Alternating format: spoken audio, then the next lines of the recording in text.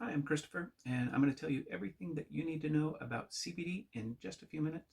Thanks for watching. Okay, here's what we'll discuss. First, the endocannabinoid system, a little bit of brief science and history that'll lay the groundwork for understanding. Um, it's really not very complicated. There's a few big words with pretty simple meanings. Um, Secondly, cannabinoids, or in this case, CBD hemp, what the parts do and why. And then last, we'll discuss what this means for you in your life, how to apply the understanding. So, endocannabinoids. Endocannabinoids are essentially cannabis molecules produced by the body. They're endocannabinoid receptors in the brain, heart, muscles, even skin. The main function of the endocannabinoid system is to maintain bodily homeostasis. So basically restoring biological harmony in response to changes in your environment or your body. The system's incredibly old.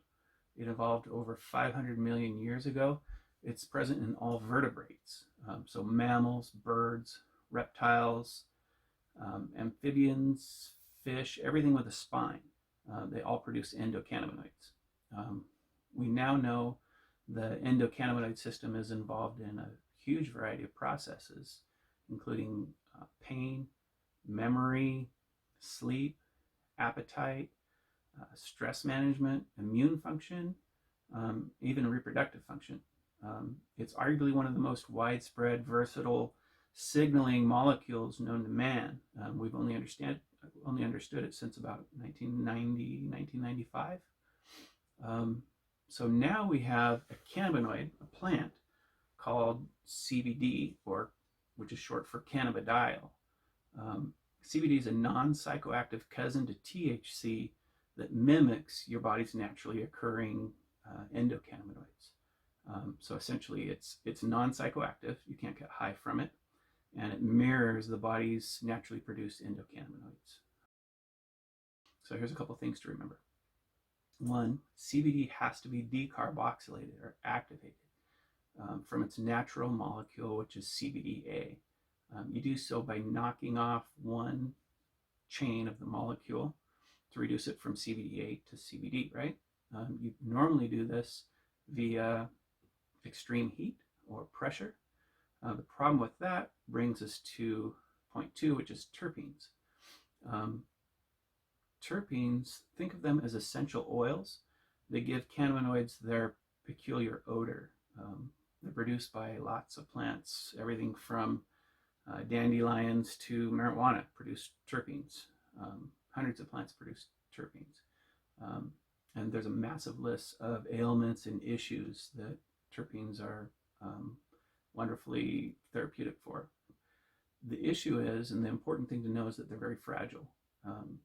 And they're often destroyed in the activation process, either by extreme heat or pressure. The activation process being the decarboxylation, where you take the CBDA molecule and you reduce it down to CBD, which brings us to point three, CBDA. CBDA is therapeutic and important. The best CBD you can buy is a full spectrum CBD, and isolate is just that. It's a pure CBD molecule with no CBDA, right?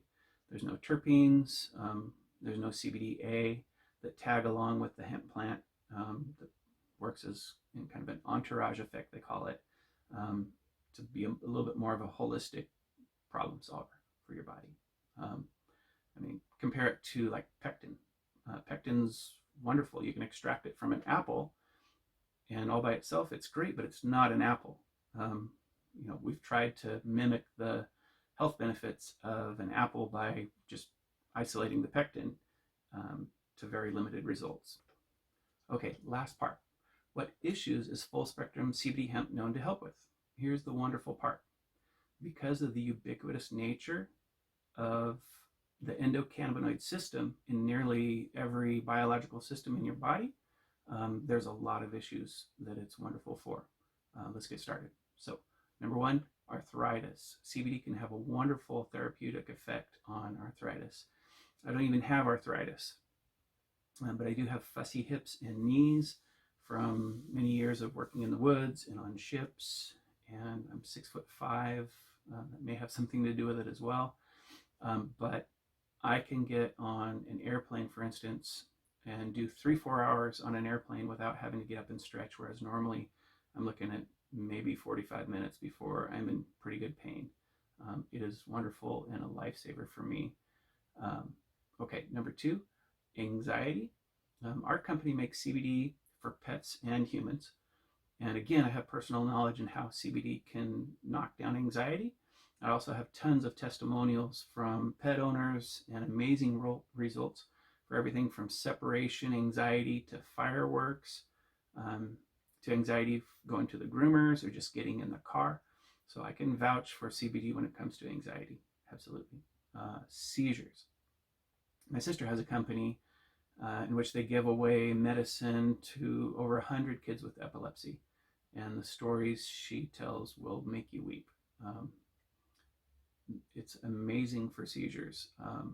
This is one where some supervision with regards to dosing, and especially weaning off of the nasty pharmaceuticals, is highly suggested. But CBD absolutely, unequivocally saves lives when it comes to seizures. I can also vouch for seizures in dogs and cats. Our brand has several dogs and cats completely off of their seizure medications and completely seizure free or reduced by 90% or more. So it's a godsend when it comes to seizures. Lastly, inflammation. This one is related to the aforementioned arthritis, but it deserves its own plug. Inflammation is an issue for everyone, human and animal alike. Pets are people too, by the way. Okay, I'm going to dive into this one for just a bit, but just bear with me because it's important. Inflammation is the body's natural response to injury. It's part of the healing process if you have a traumatic injury like a cut. It's also a part of the immune response. Science has identified dozens of immunological and inflammatory molecules and pathways through which they interact. The loops and feedbacks of those pathways mean inflammation can be turned on and off in a number of ways. And that's good. The problem comes when it's left on.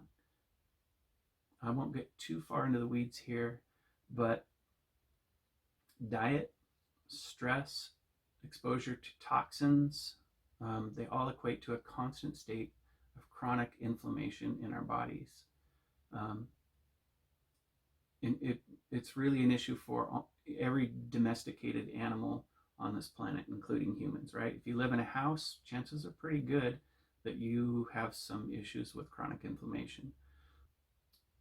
Arthritis and other joint issues, cardiovascular disease like heart attacks and stroke, cancer, diabetes, epilepsy, obesity, and everything that comes along with that, they all have a very, very, very hard time existing in a non-inflammatory state. So inflammation is not necessarily bad, it's important, but chronic inflammation absolutely costs lives, and it absolutely costs quality of life as well. So those are the big three that CBD can be amazing for, plus inflammation. Anxiety, seizures, arthritis, and chronic inflammation and everything that comes with it. Okay, so a couple final notes on CBD. Find a full spectrum CBD. It's best if it contains a good amount of CBDA and preserves the terpenes from the plant. 2, avoid non-organic CBD. Most of it is sourced from China and other places where the farming practices negate the whole point of taking CBD. Get your CBD herbicide and pesticide free. 3, and on that note, especially if you're sourcing your CBD for your pet, don't get treats with inflammatory ingredients like peanut butter and cheese. Again, you're trying to reduce the inflammation, right? And then 4, check for a certificate of analysis for any source of CBD from an independent laboratory. This is a booming market, and there are a lot of profiteers out there that really don't care about you or your pet. They just want your money. So find a reputable brand. The cost of CBD is not that great, if you compare it to the cost of pharmaceuticals, or worse, the disease that the CBD prevents. So just be wary of cut rate products, okay? Okay, that's it. CBD hemp in a nutshell. Before I let you go, if you'd like a free PDF copy of this report emailed to you, just throw your email into the box below and we'll get it right over to you. Fair warning, there's a catch. There's always a catch. In doing so, you're signing up for our weekly newsletter. What that means is 3 times a month, we'll be sending you something informative, educational, or just a heartwarming story that's relevant to the topic. And then 1 time a month, we'll be sending you a discount code or a buy one, get one free type offer, something to that effect. If you don't want the newsletter, but you do want the copy of the report, we want you to have it. So just hit unsubscribe at the bottom of the first newsletter we send you, and voila, no more emails. That's it. Have a beautiful, blessed day, folks, and may God be with you.